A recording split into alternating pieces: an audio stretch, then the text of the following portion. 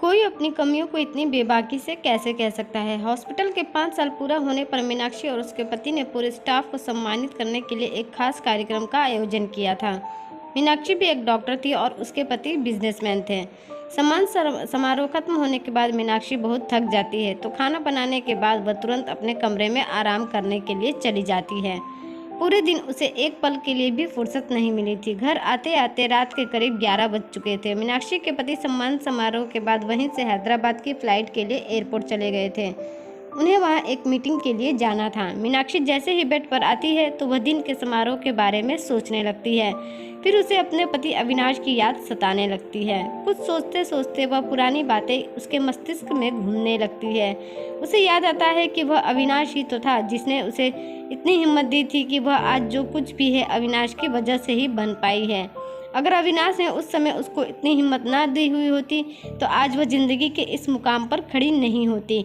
अविनाश की वजह से ही तो वह फिर से जी उठी थी और आज एक सफल डॉक्टर बन पाई थी। प्यार जताने के लिए शब्दों का सहारा लेने की जरूरत नहीं पड़ती है, उसके लिए तो बस भरोसा ही काफ़ी होता है। अगर दो लोगों का एक दूसरे पर भरोसा है तो कहने की जरूरत नहीं पड़ती है। बिना बोले भी एक दूसरे के मन का हाल समझा जा सकता है।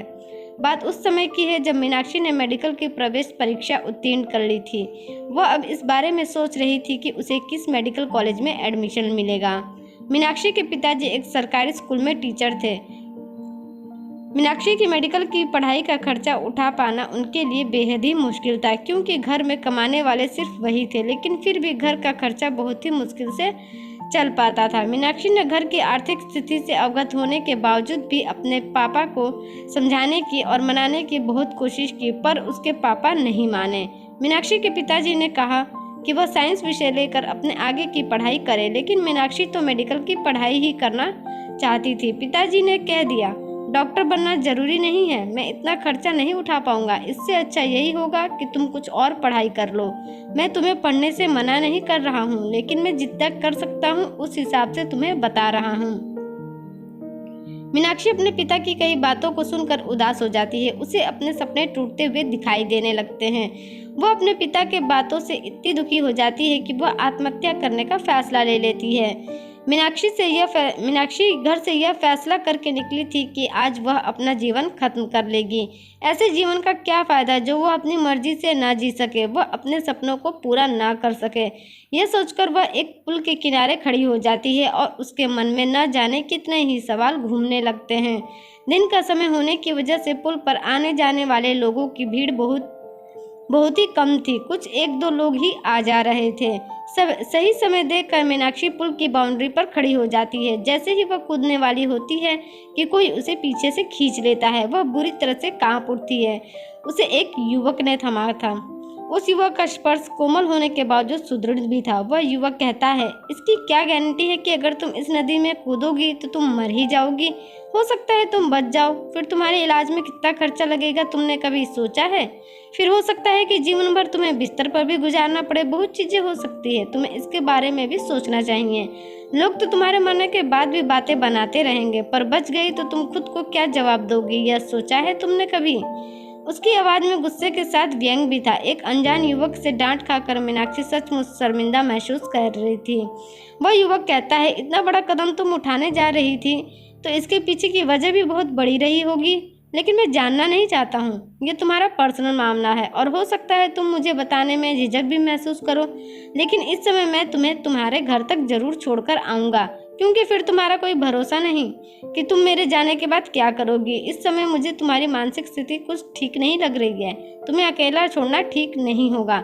हो सकता है अनजाने में पाँव फिसलने की वजह से तुम पुल में भी गिर सकती हो, इसलिए मैं रिस्क लेना नहीं चाहता हूँ तुम्हें अकेले छोड़कर। इतनी मेहनत करके मैंने तुम्हें बचाया है तो तुम्हारे घर तक सही सलामत छोड़कर आना मेरा फर्ज बनता है। इस बार वह मुस्कुरा कर बोला था। फिर वह पुल के पास खड़ी अपनी कार में मीनाक्षी को बैठाकर उसके घर तक छोड़ आता है। वह युवक उस समय पुल से गुजर रहा था जब मीनाक्षी पुल की बाउंड्री पर खड़ी होकर कूदने ही वाली थी। वह लड़का जब माँ पापा को यह बात बताता है तो माँ पापा यह बात सुनकर हैरान हो जाते हैं। वो खुद को ही दोषी समझने लगे। अपनी बेटी को आत्महत्या करने से बचाने के लिए माँ पापा उस युवक का बार बार दिल से धन्यवाद करते हैं। पापा ने उस युवक का नाम पूछा तो उसने अपना नाम अविनाश बताया था।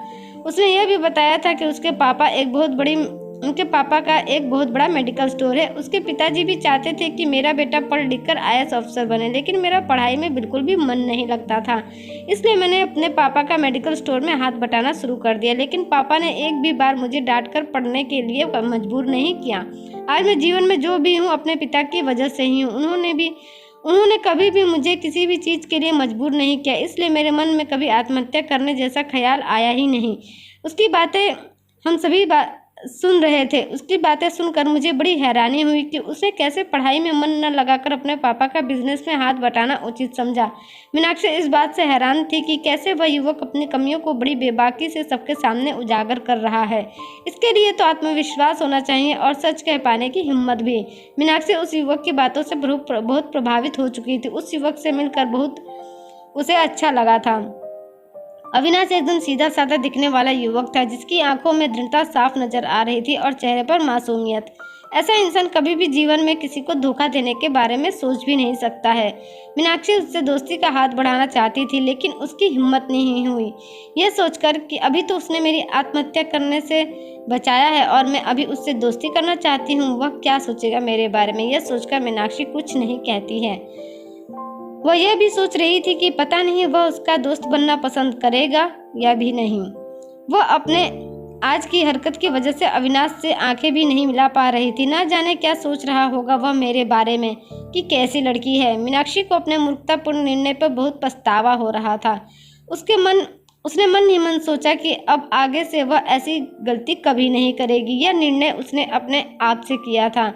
बातों ही बातों में पापा ने मेरी अविनाश को डॉक्टरी ना पढ़ने की वजह भी बता दी थी, लेकिन फिर पापा ने यह भी कह दिया था कि बेटी अब चाहे जो भी हो जाए मैं तुम्हारे डॉक्टर बनने का सपना जरूर पूरा करूंगा। लेकिन नियति को तो कुछ और ही मंजूर था। घर जाकर अविनाश ने जब यह बात अपने पिताजी से बताई तो उसके पिताजी तुरंत मेरे पिताजी से मिलने के लिए तैयार हो गए। मेरे पिताजी से मिलते ही अविनाश के पिताजी ने कहा, मैं आपकी बेटी की डॉक्टरी की पढ़ाई के लिए आर्थिक मदद करना चाहता हूँ।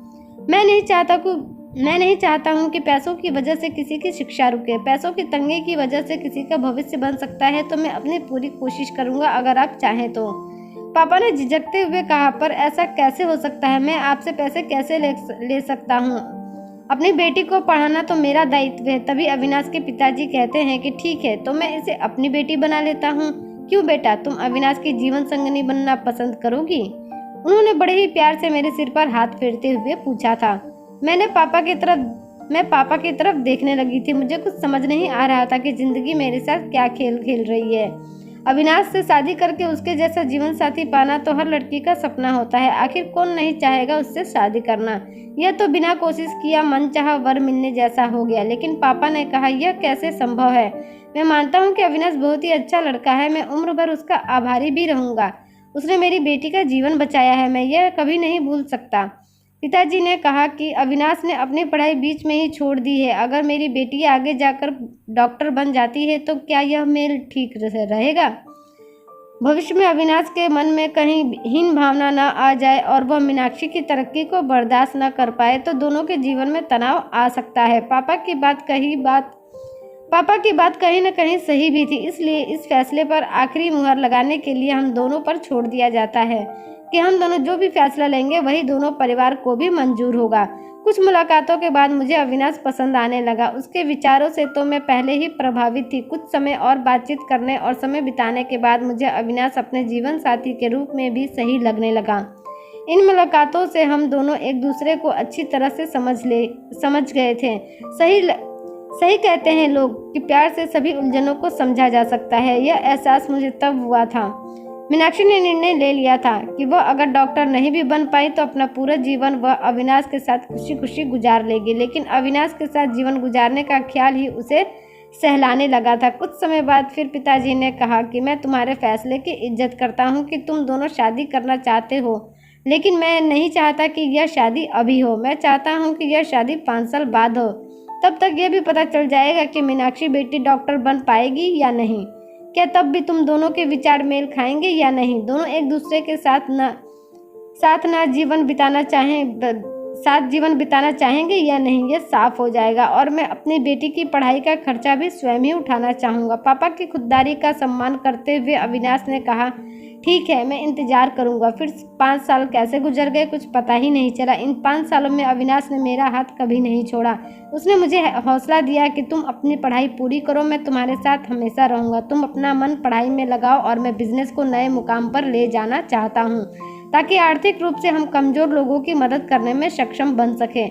यही पापा का भी सपना है जो मैं टूटने नहीं देना चाहता हूँ। अविनाश की इन्हीं बातों ने मीनाक्षी को हौसला मिलता था। अविनाश का साथ पाकर मीनाक्षी को फिर कभी मुश्किल का सामना नहीं करना पड़ा। सब कुछ आसान हो गया। अविनाश का साथ पाकर मीनाक्षी ने अपनी डॉक्टरी की पढ़ाई भी पूरी कर ली। फिर उन दोनों ने शादी करके नए अस्पताल की नींव रखी। जो लोग पैसे देने में सक्षम नहीं थे, उनका इस अस्पताल में मुफ्त में इलाज किया जाने लगा। तभी दरवाजे की घंटी बजती है तो मीनाक्षी अतीत से वर्तमान में आ जाती है। दरवाजा खोलकर देखा तो अविनाश था। अविनाश ने अंदर आते ही कहा कि मुझे तुम्हारी बहुत याद आ रही थी, इसलिए मैंने मीटिंग कैंसिल कर दी और मैं तुम्हारे पास आ गया। यह कहते हुए उसने मीनाक्षी के माथे को चूम लिया और मीनाक्षी के चेहरे पर मुस्कान आ गई। मिस तो मीनाक्षी भी अविनाश को बहुत कर रही थी। मीनाक्षी अब समझ चुकी थी कि बिना कहे भी मन की बातें समझी जा सकती है। जब दो लोगों के मन के तार एक दूसरे से जुड़े होते हैं तो शब्दों का सहारा लेने की ज़रूरत नहीं पड़ती है। एक दूसरे का प्यार ही काफ़ी होता है समझने के लिए। दोस्तों, आपको मेरी आज की कहानी कैसी लगी कमेंट करके ज़रूर बताइएगा। ऐसी ही कहानियों के लिए हमारे चैनल को सब्सक्राइब कर लीजिए। धन्यवाद।